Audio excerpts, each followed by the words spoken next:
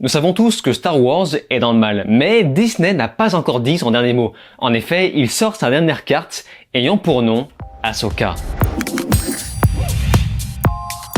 Salut à tous, c'est Vince sur Plot Time et on se retrouve aujourd'hui pour parler d'une nouvelle série américaine, Star Wars, créée par notre Dave Filoni et produit par Jon Favreau. Toujours les mêmes qui d'ailleurs ont déjà été aux commandes de The Mandalorian, ce qui était une très bonne nouvelle avant de comprendre que leurs idées ont commencé un peu à tourner en rond à partir de la saison 3. Et c'est là que je me suis dit que ce n'est pas forcément une bonne chose à savoir pour la série Ahsoka, qui en est son spin-off. Un projet de série que j'attendais de pied ferme, sachant qu'Ahsoka Tano est de loin le personnage que je préfère de l'univers étendu de Dave Filoni. Son apparition dans la saison 2 de The Mandalorian était un pur régal. Et c'est pourquoi j'étais content, je me suis dit qu'on aura le droit à 8 épisodes de ça. 8 épisodes dont 2 au lancement du 22 août au 3 octobre. Mais malgré ça, il y a quand même 2-3 choses qui m'inquiètent et qui montrent que tout n'a pas été pris au sérieux. Et pour ça, on va devoir rentrer dans le dur. Et ce que j'appelle le dur, c'est le sujet qui intéressera certains et beaucoup moins d'autres, puisque suite à ma vidéo sur Barbie qui a battu son record de désabonnements, je pense que certains sont vaccinés sur ce genre de sujet. Et quel sujet me dites-vous? Je parle bien sûr de la vision de Star Wars établie par Kathleen Kennedy. So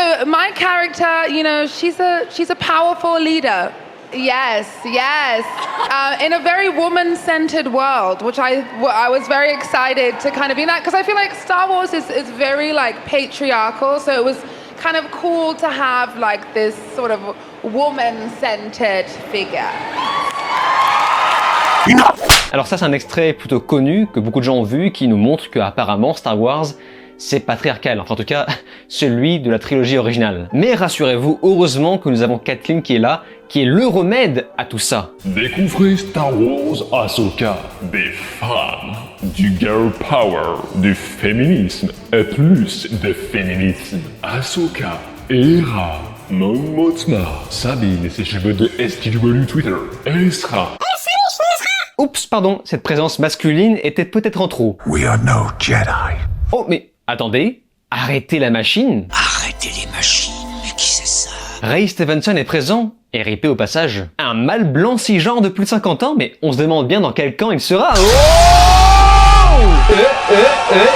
Donc voilà, pour faire simple, Star Wars à l'origine était un truc patriarcal. Donc par contre, on va complètement passer sous la trappe le fait que les leaders de la trilogie originale étaient des femmes, et de la prélogie également, sans oublier le fait que les méchants ont toujours été des hommes, donc ça dénonçait déjà plus ou moins le grand méchant patriarcat, mais bon. Et pour ça, la productrice a travaillé activement pour corriger cette erreur qui n'a jamais existé, d'où le fait que Din Djarin ne soit même plus le héros de sa propre série dans la saison 3 de The Mandalorian. C'est également la raison pour laquelle la saison 2 de Star Wars Vision ne met en avant quasiment que des femmes en guise de personnages principaux, et surtout du côté clair de la force. Et ce, à quelques petites exceptions près. Lorsqu'un personnage masculin se retrouve en tête d'affiche, c'est souvent pour être épaulé par une autre femme à ses côtés. Un petit peu comme si on voulait expliquer aux hommes comment agir. Dans la saison 2 de cette série, seules les femmes ont d'ailleurs ce privilège de porter un sabre laser, pour affronter des Sith qui, en face d'elles, évidemment, sont des hommes. Et sans trop de surprise, vu les bandes annonces, c'est dans cette direction que la série Ahsoka a l'air de nous emmener. Une surabondance de girl power, de femmes fortes, de leaders, à en tourner presque à la caricature. Et alors, ça te pose problème? Non, je ne fais que constater, évidemment. Mettre des personnages féminins en avant, c'est génial, en tout cas, lorsque ça vient du cœur. La création d'Ahsoka est un produit tout droit sorti du cœur de Dave Filoni. Mais ce qui faisait la force de ces personnages féminins dans Star Wars, c'était également leur complémentarité avec les hommes. Ce qu'on a l'air d'avoir beaucoup de mal à retrouver dans cette nouvelle série Ahsoka. La vérité, ce qui me dérange, c'est que... comment dire poliment? Ça se voit. Vous comprenez? Ça se voit. On voit que ce n'est absolument pas naturel, que ça ne vient pas du tout du cœur, que ça a été imposé. On voit à 30 km que sur la fiche d'instruction de production était inscrit noir sur blanc: la série doit être une bouffée de fraîcheur pour la mise en avant de femmes fortes. Bref, de toute façon, je m'y suis habitué, et vu le succès phénoménal du film Barbie, je me rends compte qu'on en est encore qu'au début. Donc espérons que ça ne nuit pas non plus à la qualité du contenu, et passons en revue les 2 premiers épisodes.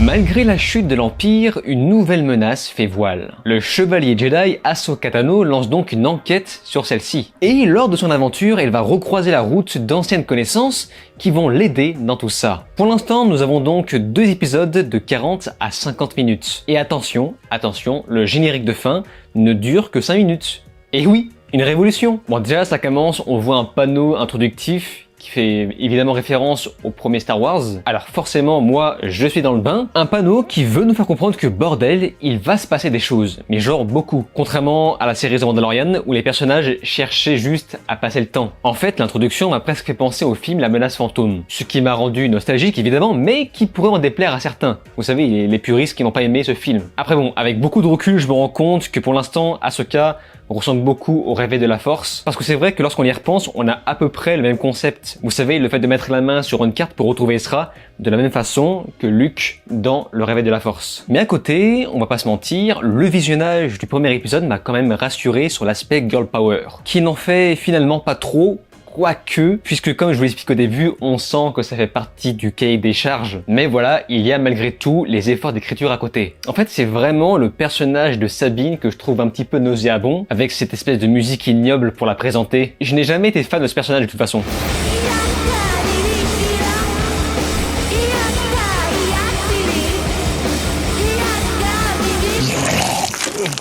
Mais au-delà de ça, ça va. Par contre, attention quand même, le vrai souci de ces deux premiers épisodes se trouve plutôt dans le petit, si ce n'est le gros ventre mou au milieu. La lenteur qui s'appréciait dans les scènes d'action devient rapidement ronflante dans les dialogues. Vous savez, où les personnages répètent un petit peu les mêmes choses, mais de façon différente pour meubler. À chaque fois qu'on voit Sabine rentrer chez elle, on est là... C'était vraiment nécessaire de nous montrer cette scène. Et juste les échanges entre les personnages, chant contre chant, mais ça met 3 plombes pour 4 répliques. Je vous ai parlé de la comparaison avec La Menace Fantôme. Eh bien, on y retrouve également les mêmes défauts dans les dialogues, dans l'exécution, avec à côté quelques plus et quelques moins. Plus on avance et plus les événements ralentissent. Et mon euphorie avec. Ahsoka met 10 plombes à faire ne serait-ce qu'une simple rotation de tête. Et l'autre petit problème dans tout ça, si tu n'as pas vu la série Rebels, ce qui n'est pas mon cas, heureusement, tu ne vas rien comprendre. Ou alors tu ne vas simplement pas t'attacher au personnage. Mais à côté, quand même, il faut le dire, la réal est plutôt propre, très élégante. Et ils ont même réussi à me faire dire, mais est-ce que c'est moi ou ça ressemble à du Star Wars, du vrai Star Wars? Même au niveau de l'image, c'est la même chose. On a le même travail qu'on retrouve dans les autres séries, du type Mandalorian. Mais là, on est clairement sur du Dave Filoni, aucun doute à se faire là-dessus. Il y a de l'action, de l'aventure, du girl power. Bon. J'arrête. Mais ce que j'adore dans son style, c'est vraiment l'aspect western. Il y a pas mal de face à face, ça prend son temps, c'est très soigneux, suivi d'un découpage plutôt créatif, bien que plus maladroit sur d'autres plans. Dans tout ça, j'ai quand même envie de relever un point, ce sont les chorégraphies de combat qui manquent d'un petit peu de vivacité. Ça accompagne le côté très lent, vous savez, c'est mou, même si je comprends l'intention de vous faire ressentir, comment dire, une certaine puissance. Par exemple, l'apparition de Baylan s'inspire complètement de celle de Dark Vador dans le film Rogue One. Sauf que là,